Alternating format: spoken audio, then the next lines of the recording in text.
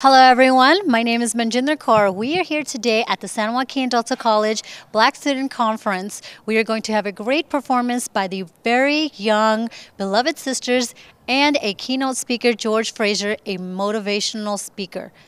Let's go take a look inside. And he got it going on. He young. And he snubs his nose up at everybody, how affluent he is. But 2 months ago, he got stopped by the police. No driver license, tickets, and needed $800 to get bailed out. Oh, wow. Now, you know I had to go there, Dr. Fraser. Justin, I thought you were a baller. That Rolex watch is supposed to be $10,000. Go sell it. Those aren't ballers. And in our community, we need to understand what a true baller is, a shot caller. And I'll tell you in the end what that person is, okay? And see, I'm going to keep it real with you because in the morning, I jump on a plane and I head back to Wisconsin. But I'm going to leave you with something, okay? Money is delicate. It's like water. If you don't hold it right, it'll filter through your hands. Yes. Money is a limited resource. You have a short period of time to make it. And then you got to get off stage. And if you invest it right, you'll be able to benefit from those residuals. If you don't, you're in trouble.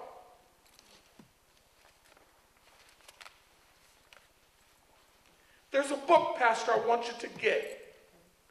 It's called Bamageddon. It talks about the retirement, baby boomers, Social Security. You'll benefit your church from that book. It talks about money.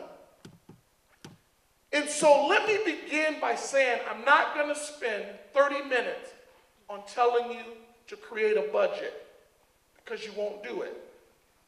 But I will tell you that what you spend your money on is a reflection of what you value and who you are. If you spend your money all the time on alcohol, you're an alcoholic. If you spend your money at the casino all the time, you're a gambler. If you spend your money on dope, you're a dopehead. If you spend your money on giving, you're a giver of your money. If you spend your money on clothes all the time in the mall and you can't afford it, you're a reckless shopper. And so what I would say to you is to take a little pad of paper and put it the side of your bed. And for a week, I want you to keep track of what you spend your money on. And it will tell you what you value. You want me to tell you what I spend my money on? You want to know? Yep. A lot of my money I give away. Money is sacred. Money is important. People will play tricks with you on money. Okay?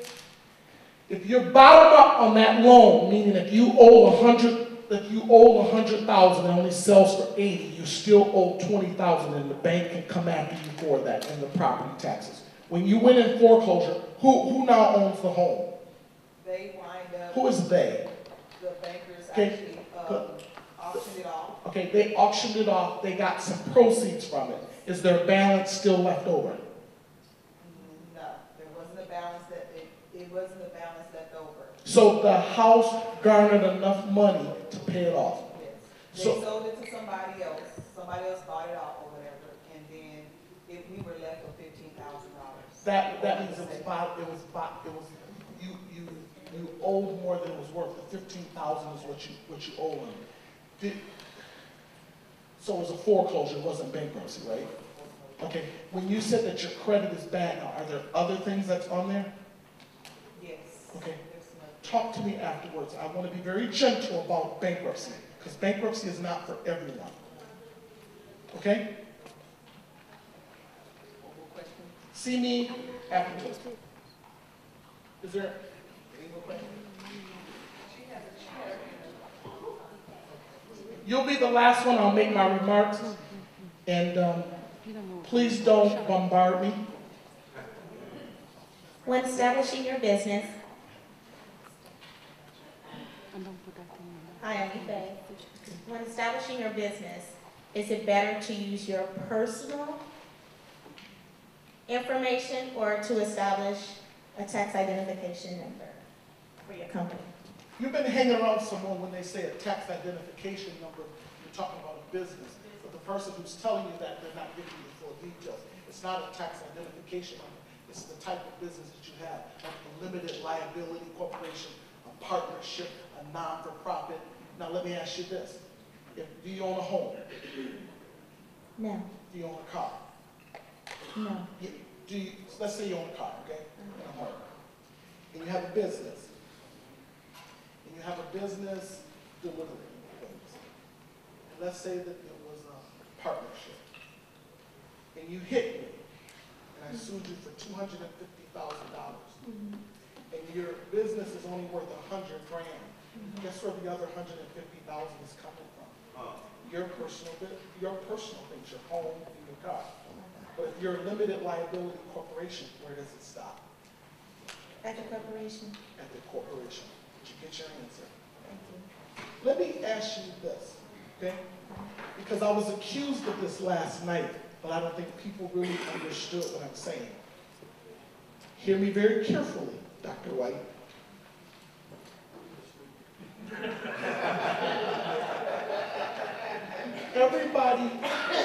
Everybody's not business material. Everybody can't go into business.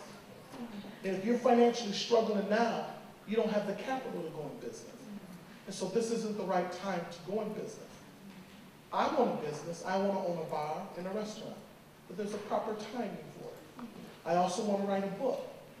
There's a proper time for that. Get your education. Get your credit together. Get your 6 months worth of emergency fund together. Then get the down payment on your house. Then buy your house. Then save for your child's education. Then save for retirement. You see the pattern? Things are done, as the Lord says, in an orderly fashion.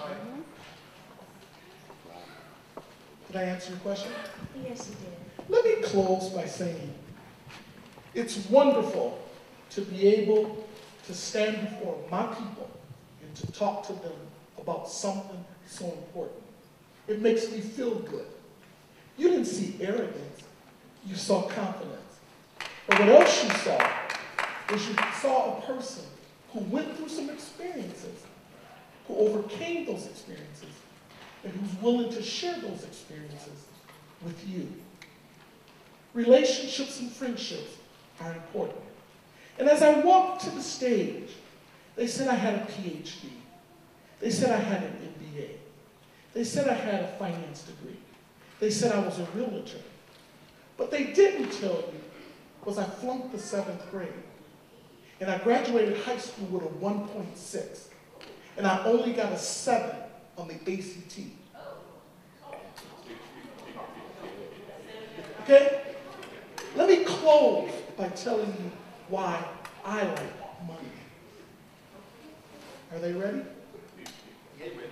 Go ahead. I like money because money is a tool. And when I was a kid, I was picked on and I was laughed at. And in our community, we can be very vicious to others. And as a gay black man, I have to arm myself to protect me. And that if you mess with me, I have the resources to destroy you. Thank you. Good evening. Welcome back. We are here today with DCTV. We are meeting with Dr. Dennis Baskin, a motivational speaker on financial issues. Good evening.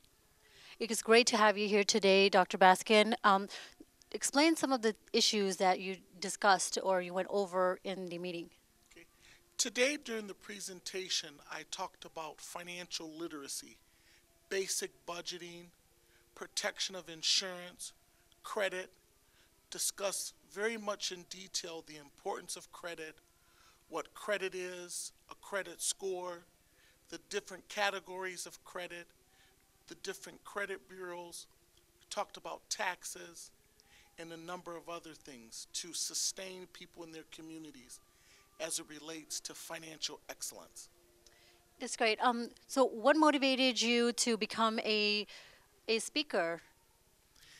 I've worked in higher ed for the last 15 years and have worked very specifically with the multicultural community. A lot of students have a narrow perspective on how to succeed in society. Many of them think that just having an appropriate education or credential will give them the fine amenities of life, but they have to understand the importance of money, credit, budgeting, to participate in the capitalistic society. And so I've taken it upon myself to go across the country and to educate people in that regard. So you've been all around the country. What places have you spoken in? Just colleges or any other specific places? To be perfectly honest with you, I'm asked all the time to come and speak at different places. I limit myself to the type of presentations that I give. I like working specifically on college campuses, 4-year institutions and 2-year institutions. And what gave me that exposure to institutions of higher ed is I'm on the board and one of the founders of the National Black Student Union. And so there are leaders who come throughout the country to the National Black Student Union. And I'm a keynote speaker every year giving this presentation. And so colleges and schools, they ask that I come to their institution. I probably get about 30 to 40 requests a year, but I only take about 10 of them because I have a full-time job and career, and I don't want to be fully taken from that responsibility. So what is your career? My full-time career is I'm the Chief Education and Treatment Director for the state of Wisconsin prison system. I oversee all of the educational, all of the treatment, and all of the purchase of service activities for the adult institutions in the state of Wisconsin. There are about 36 prisons in the state of Wisconsin, and I oversee all of those endeavors. So what is the rate for the education? Like, are they getting this education while in the correctional facilities? How are they reacting to this? What is the overall statistics? Okay. When you're looking at education in a prison system, there are different levels of educational offerings. In the state of Wisconsin, we offer ABE, Adult Basic Education, HSED, GED, and there's a large population of offenders or inmates who can get an associate's degree through our On the Air program at several 4-year and technical college in the state of Wisconsin. So there's a wide range of educational offerings in the system. I would say that a large percentage of the population of students don't have a high school diploma, so they're working on an HSED. So how do you feel about coming here tonight for the Black Student Conference in San Joaquin Delta College in Stockton, California? You know, when I first got the invitation, I was going to not accept the invitation, but the President, Gwendolyn, we communicated by phone and by email, and I was very impressed with how she presented herself and explaining what the conference is about.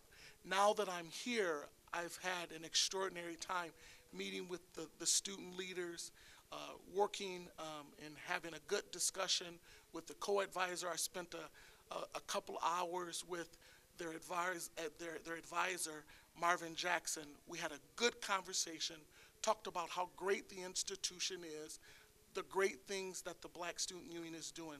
So I found this experience to be very rewarding. Will you stay for the events tomorrow? Yes, I will. I will stay until Sunday morning.